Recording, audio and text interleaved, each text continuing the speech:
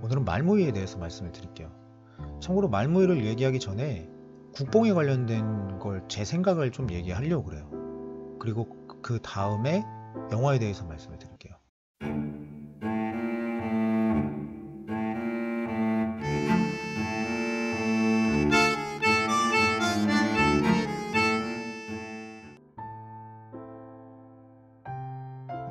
제가 생각하는 국뽕은요, 너무 심하게 감정선을 흔드는 건데 그게 쥐어짜기신 거예요.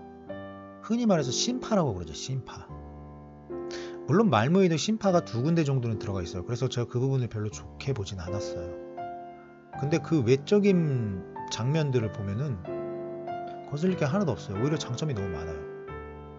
제가 생각하는 국뽕은 뭐냐면요, 역사물에서는 건들면 안 되는 것 같아요. 국뽕 얘기를 쉽게 넣을 수 없는 것 같아요.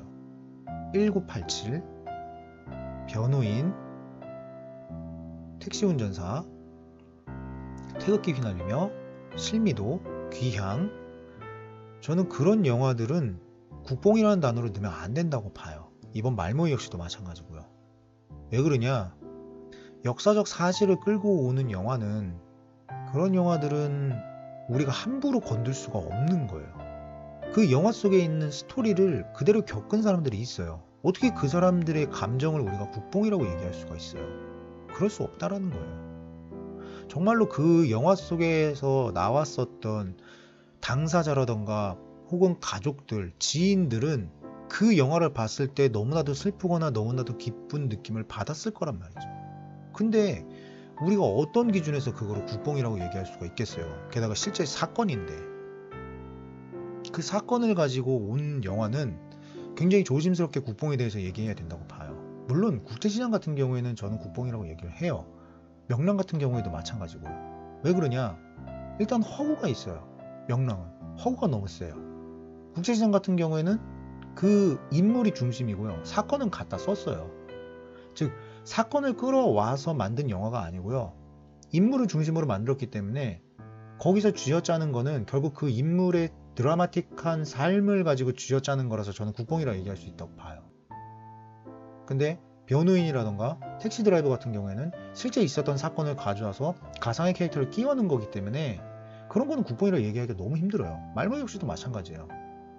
대표적으로 헐리우드에서 나오는 흑인 영화들, 뭐 노예 12년이라던가 그린북이라던가 겟아웃이라던가 이런 거 보면서 뭐 흑인 뽕 들어갔다고 얘기 안 하잖아요. 대신에 오버워치 같은 경우에는 갑작스럽게 훅 들어가니까 뭐냐고, PC춤, PC뽕 막 이런 식으로 얘기하고, 뭐 뽕이라는 얘기 안 하지만요, 거기에 스타워즈 같은 거라던가 고스트바스터즈 여성판, 그 다음에 오션스 8 이런 거는 욕을 먹는 이유가 뭐냐면 과거의 영광 속에 끼워 맞추기를 했기 때문에 욕을 먹는 거잖아요. 그러니까 그런 거는 얘기할 수 있어요. 그래서 사건을 가지고 오면 국뽕이라는 단어는 굉장히 조심스럽게 붙여야 된다. 그래서 여기서 이 이야기를 해드리고요, 그 다음에 이제 본격적으로 리뷰에 대해서 말씀드릴게요. 저는 말무이가 정말로 잘 만든 영화라고 봐요. 굉장히 영리하게 만들었어요. 말무이 보신 분들은 아실 거예요. 영화의 시작 부분은 윤계상 그리고 유해진, 이 두 사람이 연기한 캐릭터가 캐릭터성을 잡아가면서 유쾌하게 보여줘요. 즉 인물 중심으로 영화가 흘러가요.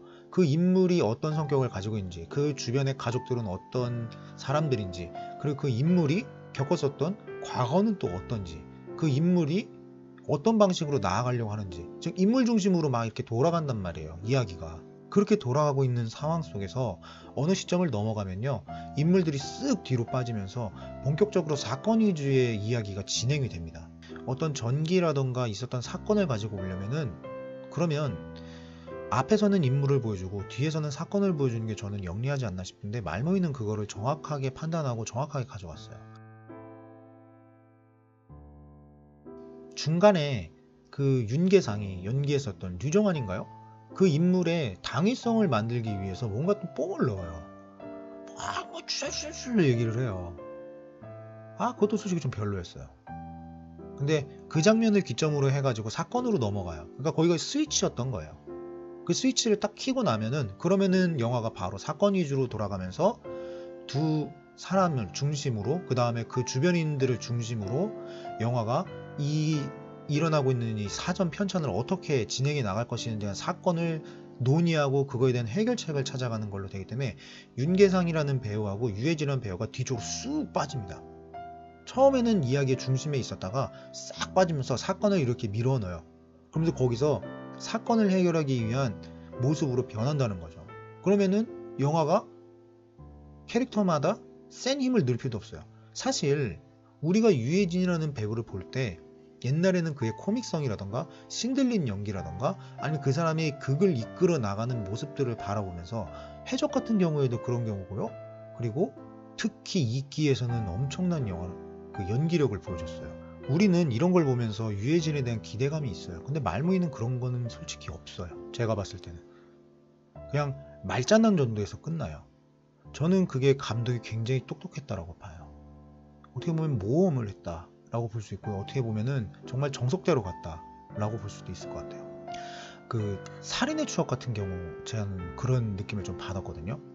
그러니까 튀는 캐릭터는 있어요. 튀는 캐릭터는 있는데 근데 사건 위주로 돌아가기 때문에 변희봉 씨든 송강호 씨든 김상중 씨든 누구든지 간에 다 그냥 사건 주변에서 움직이고 있는 인물로 보여준다는 거죠. 물론 거기에 신들린 연기 같은 게 있긴 하지만 박해일 씨 역시도 마찬가지고요. 그래서 저는 그런 영화들이 굉장히 똑똑한 영화고 한국 영화에서도 좋은 시나리오로서 앞으로 나아갈 수 있는 영화들이라고 보는데 말모이는 그런 걸 해줬다. 두 번째로 칭찬하고 싶은 거는 한국 사람들만이 그 느낄 수 있는 그 일제강점기에서 그 분노 혹은 한 이런 것들이 있거든요. 그걸 되게 잘 표현했어요. 그물이라는 영화를 보고 김기덕 감독 뭐 논란이 많이 있지만 김기덕 감독이 그물이라는 영화를 보고 그 다음에 뉴스타파에서 만들었던 그 영화 두 개를 동시에 본 적이 있어요. 둘이 비슷한 시기에 개봉을 했거든요. 그러면서 느낀 게 뭐냐면 현실이 영화보다 더 끔찍하구나. 저는 그거를 굉장히 크게 느꼈어요. 거기서 조 선생 역할을 하셨었던 분이 있어요. 김홍파 배우라는 분인데 그분이 이제 고문을 받고 나오는 장면이 있어요. 근데 보면은 되게 끔찍해요. 근데 분명히 현실은 그거보다 더 끔찍했을 거란 거죠. 그런 커트를 보여주는 거 저는 그런 것도 굉장히 좋았다고 봐요. 보면서 엄청 놀라고 거기서 화가 확 올라왔는데 주변에서 탄식이 엄청나게 많이 나왔어요. 저는 그 장면이 베스트 장면 중 하나라고 생각을 해요. 그 일제 식민지 치하에서 우리들의 조상님들이 겪었었던 아픔, 고통, 그런 고문의 흔적들 그런 거를 갖다가 의외로 적나라하게 보여준 거는 저는 똑똑한 거라고 봐요. 그리고 그 이후에 이어졌던 모든 사건들 저는 그런 거는 나쁘지 않게 보고 있습니다. 그래서 저는 이 영화 말무이를 200만 당연히 볼만한 영화다. 물론 슬프긴 했어요. 저도 슬프긴 했는데 그거는 저는 한국 영화에서 조금 지양해야 되는 부분이 아닌가 싶어요. 그래서 저는 국가부도의 날의 엔딩을 굉장히 좋아하거든요. 논란이 많이 있는 영화고 저 역시도 그 논란의 중심에서 얘기했던 사람이지만 국가부도의 날처럼 담백하게 끝나는 엔딩이 저는 훨씬 더 좋은 것 같아요. 여기서 이제 제가 이동진 평론가님의 라이브 톡에 대해서 말씀을 드릴게요. 이동진 평론가님이 그린북을 보고 나서 이제 라이브 톡에서 뭐라 그러냐면요. 헐리우드의 가장 큰 힘 그리고 한국 영화와 가장 큰 비교가 되는 게 자본력이 아니고 극을 만드는 힘이라고 이야기를 하셨어요. 그린북 같은 경우에는 제가 리뷰에서도 말씀드렸지만은 그 이동진 평론가님이 그랬거든요. 이 캐릭터가 할 수 있는 최선의 방법을 찾아서 그걸 갖다 진행했다라는 거예요. 근데 굉장히 담백해요. 그 장면이 무슨 눈물샘을 자극하고 막 누가 울고 불고 뭐 그런 게 없어요. 부드럽게 지나가고 말아요. 되게 좀 그래요. 거기까지 가지 말지. 저는 그 생각을 좀 했거든요. 오히려 거기까지 안 갔으면은 국가부도의 날처럼 굉장히 담백하게 끝날 수 있었을 텐데 그 뒤에 무슨 또 부연 설명을 갖다 넣어가지고 하니까 제발 좀 우리나라 그러지 좀 마라. 그 생각이 좀 들었어요. 아무튼 그래서 오늘은 말무이에 대한 리뷰를 이렇게 길게 만들었습니다. 짧게 만들 줄 알았는데 굉장히 길어졌네요. 말무이 안 보신 분들은 가족들하고 요번에 손잡고 말모이 보러 가시는 거 저는 추천해 드리고 싶어요. 그렇게 막 나쁜 영화가 아닌 것 같아요. 그리고 국뽕이 그렇게 막 넘어 들어가고 감정선을 막 쥐 흔들면서 눈물샘을 짜내는 그런 영화가 아닙니다.